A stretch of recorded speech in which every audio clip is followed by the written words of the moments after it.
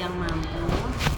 Kalau saya penerapannya setiap hari sebelum waktu KBM pada jam inti, jam mata pelajaran inti, anak-anak itu setelah pembiasaan wajib menjawab pertanyaan sebelum masuk kelas, tanya jawab satu bedean soal itu loh Mbak. Nah kalau bisa baru duduk. Jadi kalau sudah diterapkan setiap hari seperti itu, anak kalau di rumah mau nggak mau harus belajar menghafal. Kalau penerapan saya seperti itu. Kalau nggak ada pembiasaan tanya jawab sebelum KBM dimulai, anak-anak pembelajarannya di rumah kurang gitu, pemahamannya juga kurang. Pertanyaannya itu Ibu terkait materi yang kemarin diajarkan atau hari itu yang akan diajarkan? Oh, yang ditanyakan. Iya. Kemarin yang disampaikan, materi yang disampaikan buat pertanyaan besok.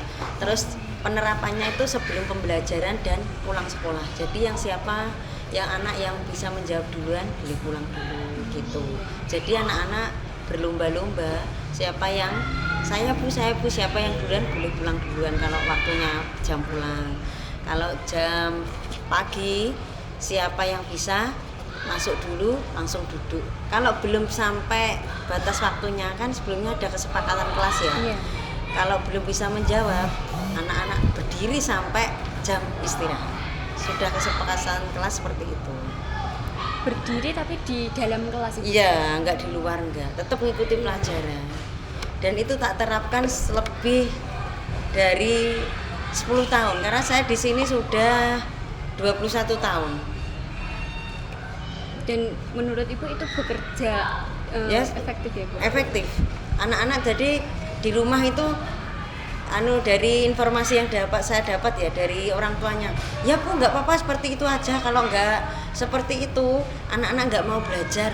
Kalau pelajarannya Bu Titis besok misalnya pelajaran IPAS, itu anak-anak mesti belajar. Aku wedi kok nek gak nggak bisa bedean, nggak bisa pertanyaan, itu nggak boleh duduk, nggak boleh keluar, pulang duluan gitu. Orang tuanya mendukung juga.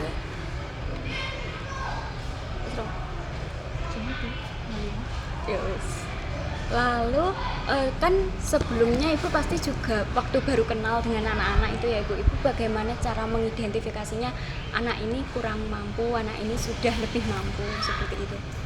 Itu tolak ukurnya dari yang mampu dan tidak mampu.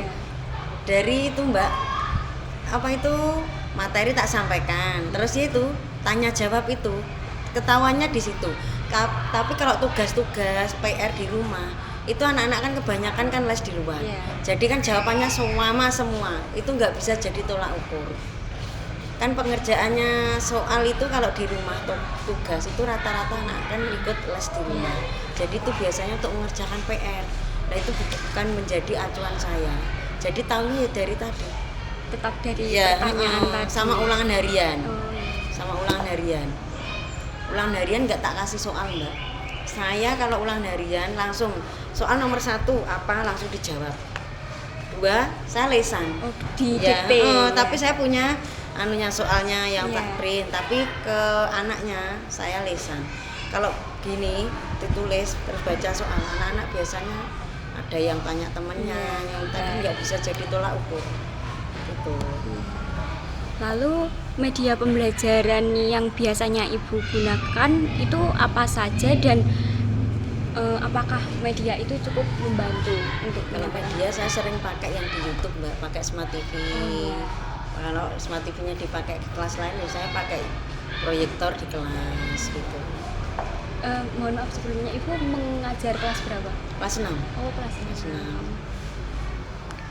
Dan itu ya Bu, dibandingkan dengan buku itu lebih nangkep kan? Iya. Apalagi kalau yang semester 1 itu kalau kelas 6 kan IPAS kan tentang kedatangan bangsa Eropa, terus perlawanan rakyat Indonesia terhadap penjajah sampai kemerdekaan itu ya. Anak-anak lebih cepat paham penyampaian secara lesan dan itu lewat media video lebih cepat nangkep lewat video daripada membaca buku ya. Terus nanti kan anak di rumah setelah materi disampaikan kan di rumah menghafal, besok ada pertanyaan setiap hari seperti itu. Kalau di kelas 6 tuh nggak hanya IPA Mbak, saya semua mapel seperti itu. Kalau nggak gitu anak-anak nggak belajar. Kalau nggak ada pagi sama waktu pulang sekolah pertanyaan satu-satu itu nggak, belajarnya kurang. Lalu instrumen yang digunakan Bapak Ibu guru biasanya apa Ibu untuk mengerti apakah peserta didik ini memahami? Apakah hanya ulangan harian, tugas-tugas seperti itu? Ya sama apa itu kadang ada praktek ya, praktek lah. Satu anak kan satu. Kalau disampaikannya anak yang mampu apa paham, ya anak-anak ya hasilnya praktikumnya ya bagus. Tapi nek sing enggak ya enggak, hasilnya enggak selesai kadang. Praktek misalnya membuat kemarin apa itu tata surya, kalau yang enggak mudeng kurang paham ya enggak selesai seperti itu. Nanti kalau selesai praktek penjelasan di depan ya mau bahas praktek tok hanya karyanya, tapi untuk menyampaikan ini penjelasannya kurang biasanya. Itu pengerjaannya tetap kelompok atau individu? Kalau kelas 6 itu sering apa itu kelompok. Tapi penilaiannya tetap individu. Ya, ini bagian apa gitu tak bagi. Lalu apakah ada program remedial? Remedial itu kalau saya penerapan di Mbak semesteran sama tengah semester. Kalau harian enggak, saya jarang. Jadi kalau ulangan harian kalau misalnya nilainya kurang ya sudah atau sudah, tapi saya ada nilai poin plusnya apa itu pas apa itu tanya jawab itu loh pagi sama siang. Oh itu berarti kayak nilai keaktifan tambahan gitu ya? Nanti minimal 1 semester dapat berapa gitu. Ada tidak Ibu biasanya siswa yang tidak ada poin plusnya sama sekali? Ada, namanya NASD pemenang yang desa ini tetap ada, 1, 2 itu tetap ada. Wis mau nek ngarani ngene wis ngadeg abadi wis dari awal masuk kelas 6 sampai mau lulus wis ngadeg kayak gak pernah bisa ya ada. Nek ulangan dapatnya mesti 5 ke bawah nilainya. Lalu biasanya Bapak Ibu guru itu menggunakan strategi utama apa untuk mengelola kelas dengan kemampuan peserta didik yang beragam ya, kan ada yang kurang, ada yang sudah paham tadi, termasuk kendalanya biasanya apa saja untuk modul ya? Tolong sampaikan. Kan di dalam kelas itu kan tadi ada siswa yang sudah mampu dan kurang mampu. Nah, biasanya Bapak Ibu guru itu kendalanya bingung. Pokoknya kan ini sudah diketahui ya Ibu, bagaimana siswanya ini ada yang mampu dan tidak. Lalu kendala yang biasanya kan ada anak yang apa bahasa Indonesia ini dablek, bandel, disuruh belajar kan tetap seperti itu. Tadi misalnya nanti hafalan begini pertanyaannya seperti ini, tapi kan ada siswa ya udah aku nggak apa-apa berbincang seperti itu. Iya. Biasanya Ibu ya sudah kamu berdiri saja, apa ada alternatif lain? Oh saya nggak ada Mbak, soalnya aku gini modelnya, aku nek anak terus nggak iso tak apa nih misalnya tak beri sanksi percuma, just begitu terus malah begitu terus nanti nggak ada jeranya, wes tak gitu kan wes biarlah, tapi saya kasih tugas apa gitu. Tapi nek untuk pertanyaan nek dia berdiri terus ya sudah, resiko dia poinnya kan tetap beda terus sama temannya nggak dapat poin. Tapi biasanya saya suruh dipulang itu kan ada buku penghubung ke orang tua. Nah, tak kasih soal paling 1, 2 wis gitu toh.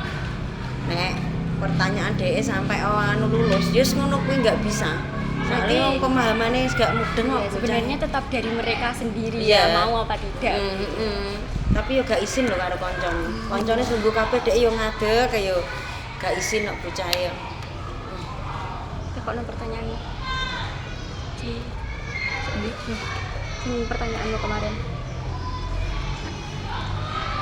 Itu semester berapa Mbak? Baru 2.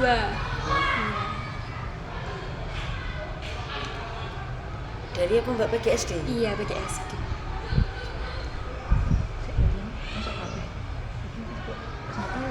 Apa?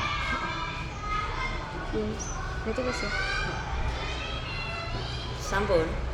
Terus terkait modul ajar di ini, sing Pak Didi modul ajarnya pakai template dari dia sekolah DP iya kok. Iya, sini. kan Bapak Ibu guru untuk mengajar sebelumnya menyusun modul ajar ya Ibu biasanya. Itu menggunakan ketentuannya dari dinas, template-nya itu dari dinas atau Bapak Ibu guru biasanya membuat sendiri sesuai dengan kebutuhannya? Biasanya Mbak dibuat dari KKG. KKG itu biasanya dari dinas. Nanti kita di-share di grup KKG. KKG guru kelas 6 misalnya. Nah, itu nanti kita menyusun di situ modul ajar, terus bank soal itu dari KKG. Berarti sudah kesepakatan Ya semuanya satu sama kecamatan. ya? Ya. Terus nanti kalau pas untuk soal-soal ulangan ya dari kabupaten, dari dinas itu.